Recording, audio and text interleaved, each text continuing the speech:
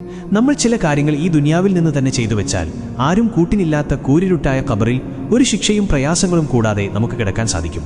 1. നിസ്കാരം അതിന്റെ ആദ്യ സമയത്ത് ബാങ്ക് കൊടുത്ത ഉടനെ നിസ്കരിക്കുന്നവർ. അവർ നിസ്കാരം പിന്നത്തേക്ക് നീക്കി ഖളാ ആക്കാറില്ല.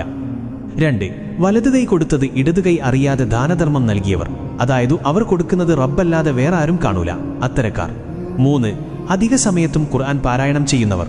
എപ്പോൾ സമയം കിട്ടിയാലും ഖുർആൻ ഓതുന്നവർ. 4. നബിയുടെ സുന്നത്തു ധാരാളം ചെയ്യുന്നവർ. 5.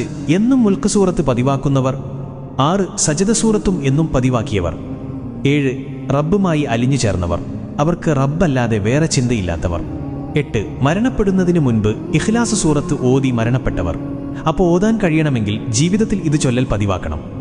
നമ്മൾ ഇന്ന് ഇതുപോലെയുള്ളത് ചെയ്തു വെച്ചാൽ കൂട്ടുകാരും നാട്ടുകാരും വീട്ടുകാരും 3 പിടിമണ്ണ് വാരിയിട്ടു പോകുമ്പോൾ ഒറ്റക്കാവുന്ന ഒരു സമയം വരാനുണ്ട്. ഒരാളും തിരിഞ്ഞു നോക്കാനില്ലാത്ത സമയം. ഇന്ന് ഇത് ചെയ്തു വെച്ചാൽ ഇൻഷാ അല്ലാഹ് അന്ന് നമുക്ക് സന്തോഷിക്കാം. പരമാവധി ഇതിൽ പറയുന്നതായ നിങ്ങൾക്ക് കഴിയുന്നതൊക്കെ ജീവിതത്തിൽ പകർത്താൻ ശ്രമിക്കുക. ഇതൊന്നും അറിയാത്ത പാവങ്ങളായ നിങ്ങളുടെ കൂട്ടുകാരിലേക്കും ഈ വീഡിയോ ഷെയർ ചെയ്യുക. അവർക്കും നാളെ ഖബറിൽ സന്തോഷത്തോടെ കിടക്കാൻ കഴിയട്ടെ. നമ്മളൊരു അറിവ് മറ്റൊരാൾക്ക് എത്തിച്ചാൽ അവർ ചെയ്യുന്നതിന്റെ പ്രതിഫലവും നമുക്ക് ലഭിക്കും. അതുകൊണ്ട് നിങ്ങളുടെ കൂട്ടുകാരിലേക്ക് എത്തിച്ചു കൊടുക്കാം. ഇൻഷാ അല്ലാഹ് അല്ലാഹു കബൂൽ ചെയ്യട്ടെ.